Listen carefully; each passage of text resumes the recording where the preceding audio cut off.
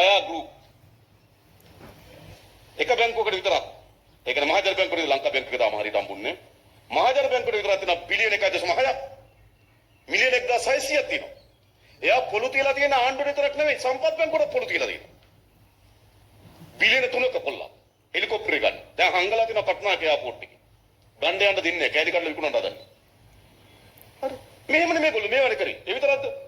ආණ්ඩු account එක තියෙන account දෙකක් තියෙන මේ රාජ්‍ය බැංකු වල. ආණ්ඩු account එක තියෙන. භාණ්ඩාගාර account දෙකක් තියෙනවා. භාණ්ඩාගාර ගිණුම.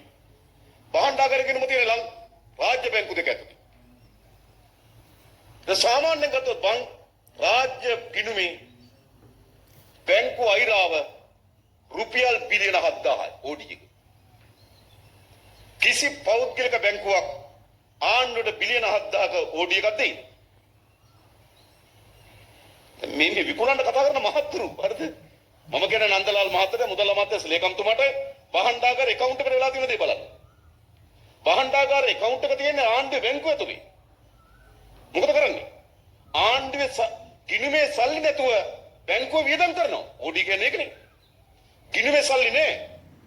ගැටුම්කරයා කරේ තියෙන විශ්වාසය මත නේද? පඩි වලට සල්ලි නිදහස් කරනවා.